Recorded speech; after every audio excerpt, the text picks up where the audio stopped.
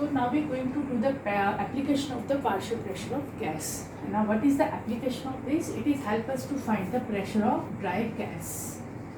Pressure of dry gas. Now what do you mean by dry gas? Dry gas means the gas which do not contain the water vapors. वो gas जिसमें water vapours या moist vapours present ना हो, ठीक है, which do not contain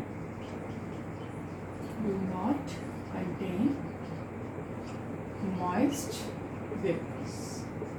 अब moist vapours क्या होते हैं? मॉइस्ट वेपर मीन्स नॉर्मली क्या होता है, जब गैसेस कलेक्ट होती हैं वो वाटर लाइक दिस, ठीक है. अब जैसे ही प्रेशर यहाँ क्रिएट हो रहा है, ठीक है, ये क्या है सारा वाटर, और यहाँ पे क्या होते हैं गैसेस प्लस वाटर वेपर. अब ये क्या होती हैं, नॉर्मली ये जो गैसेस होती हैं ये नॉन रिएक्टिंग फॉर्म में होती है. नॉन रिएक्टिंग मतलब कि ये आपस में भी रिएक्ट नहीं करती और वाटर वेपर से भी रिएक्ट नहीं करती है, ठीक. अब होता क्या है कि जब नॉर्मली हाइड्रोजन, ऑक्सीजन या मीथेन गैस कलेक्ट होंगी, वो भी क्या है आपस में नॉन रिएक्टिंग गैसेस. उन गैसेस के साथ साथ जो वाटर वेपर का यहाँ पे प्रेशर क्रिएट हो रहा है या प्रेशर की हेल्प से जो वाटर वेपर यहाँ पे कलेक्ट हो रहे हैं, वो वाटर वेपर कैसे होते हैं? मॉइस्ट वाटर वेपर, ठीक है. तो यहाँ पे जो वाटर वेपर कलेक्ट हो रहे हैं वो कैसे होंगे? Moist water vapour. क्योंकि वो कहाँ से जा रहे हैं?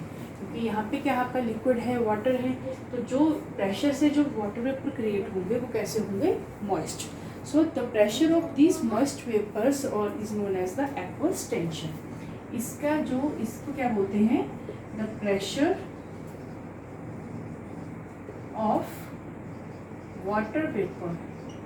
क्योंकि ये वाटर वेपर कैसे होंगे? मॉइस्ट वाटर वेपर होंगे. So pressure of the moist vapour is known as aqueous tension. Aqueous tension का क्या मतलब होता है? Tension means the pressure created by the liquid और अ वाटर, ठीक. सो इससे जो वेपर्स फॉर्म्ड होंगे वो कैसे होंगे? यहाँ पे मॉइस्ट वेपर्स फॉर्म होंगे, राइट.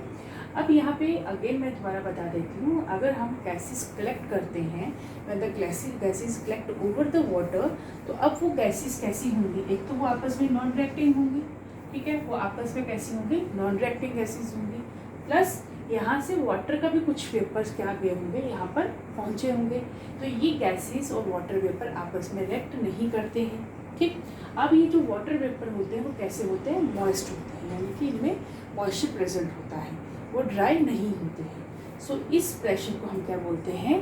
Water vapour. इस प्रेशर को हम बोलते हैं एक्वस टेंशन, ठीक. सो इस एक्वस टेंशन को तो हमें अब मेनली हमारा यहाँ पे एप्लीकेशन क्या है कि इसी एक्वस टेंशन की हेल्प से वी कैन डिफाइन और we can find out the pressure of the dry gas. तो ड्राई गैस को प्रेशर को क्या फाइंड करने के लिए क्या करेंगे? क्योंकि ये नॉन रिएक्टिंग गैसेस और वाटर वेपर आपस में नॉन रिएक्टिंग होते हैं, तो प्रेशर ऑफ ड्राई गैस कैसे फाइंड होगा? Dry gas is equals to total pressure जो भी गैस का होगा माइनस एक्वस टेंशन. और एक्वस टेंशन डिफरेंट टेम्परेचर पे डिफरेंट होता है. So the value of aqueous tension is normally given in the numericals, ठीक. सो ड्राई गैस के प्रेशर को फाइंड करने के लिए total pressure minus aqueous tension, जैसे कि हमने पार्शियल प्रेशर के केस में करा था कि उसमें क्या था? पार्शियल प्रेशर जो मोल फ्रैक्शन की टर्म में था कि मोल फ्रैक्शन की डिफरेंट गैसेस के पार्शियल प्रेशर को फाइंड करने के लिए. तो इसी तरह से इस पार्शियल प्रेशर का कहाँ यूज़ हो रहा है? वहाँ यूज़ हो रहा है जहाँ पर वाटर के ऊपर gases, non reacting gases along with water vapour collect होती हैं. उन वाटर वेपर्स की मॉइस्ट कंडीशन होने की वजह से हम ड्राई गैस के प्रेशर को डिफाइन नहीं कर सकते. लेकिन by using this aqueous tension या बाय यूजिंग द जो एक्वस टेंशन या जो मॉइस्ट वेपर का जो भी प्रेशर होगा डिफरेंट टेम्परेचर्स पे, जब उसको माइनस करेंगे टोटल प्रेशर में, तो हम ड्राई गैस के प्रेशर को क्या कर सकते हैं? वहाँ पे फाइंड कर सकते हैं, ठीक है. So this is the application of the partial pressure of gas, fine.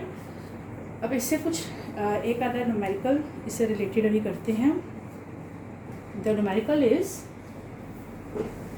अब इसको कहाँ पे कैसे आपने एप्लीकेबल करना है, we are going to discuss about that. So question is 0.068 decimeter cube of sample of nitrogen. sample of nitrogen is collected over water at 20 degree Celsius. Normally gases को पानी के ऊपर या वाटर के ऊपर क्या किया जाता है, कलेक्ट किया जाता है, ठीक है। और इस टेम्परेचर पे हमने कैलकुलेट करा है और जो प्रेशर गिवन है that is 0.92 bar. This is the pressure of mercury.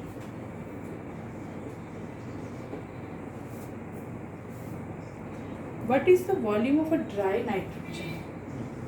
What is the volume of dry nitrogen at NTP? At NTP, ठीक है।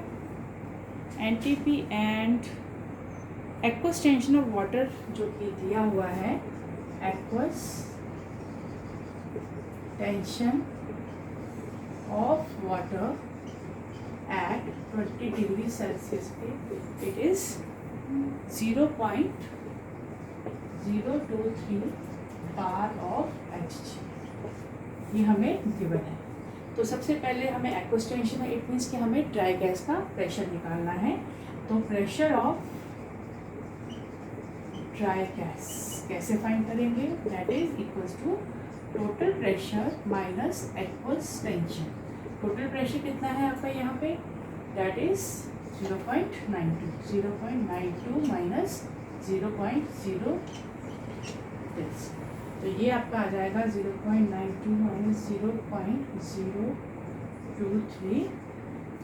10 में से 3 गए तो यहाँ आ जाएंगे आपके 7, 9, 2, 11 में से 2 गया 9, 8.0, दैट इज 0.897, ठीक है। ये आ गया आपका 0.897 बार। ये तो आ गया प्रेशर ऑफ ड्राई गैस। अब यहाँ पे क्या कंडीशन लगेंगी, कौन सा हमारा लॉ एप्लीकेबल होगा।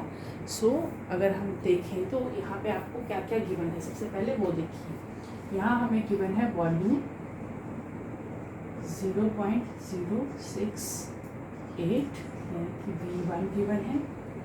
यहाँ पे T1 गिवन है दैट इज़ 20 डिग्री, इसको हम केल्विन में करेंगे तो ये हो जाएगा हमारा 293 केल्विन। वॉल्यूम, टेम्परेचर और प्रेशर हमारा P1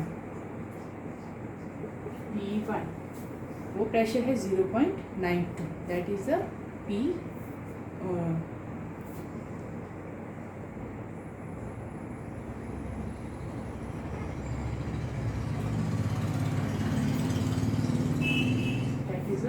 P1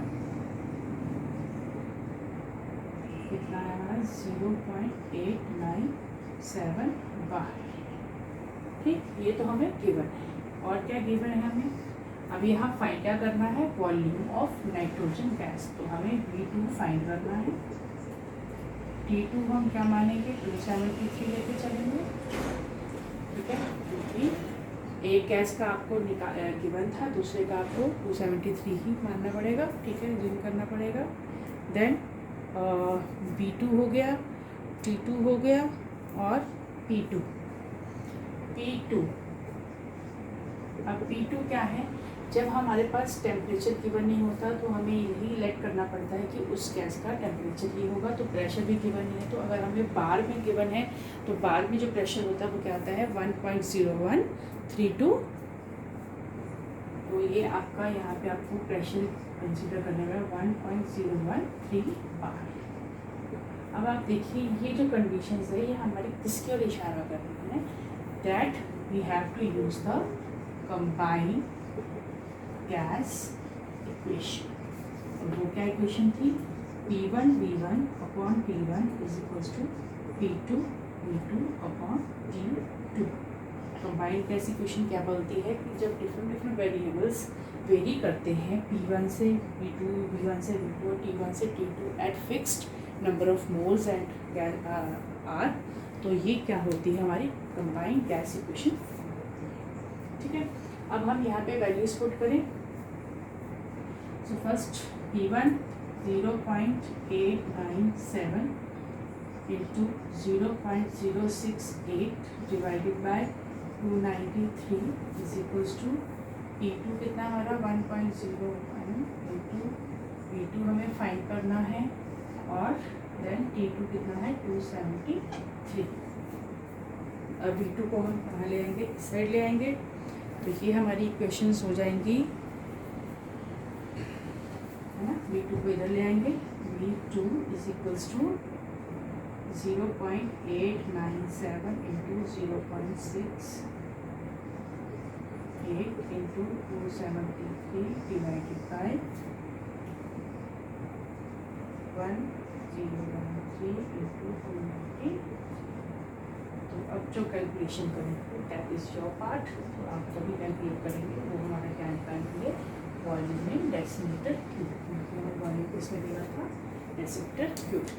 सो इस तरह से हम एक्वस टेंशन के क्वेश्चंस को क्या करेंगे, फाइंड करेंगे। ठीक।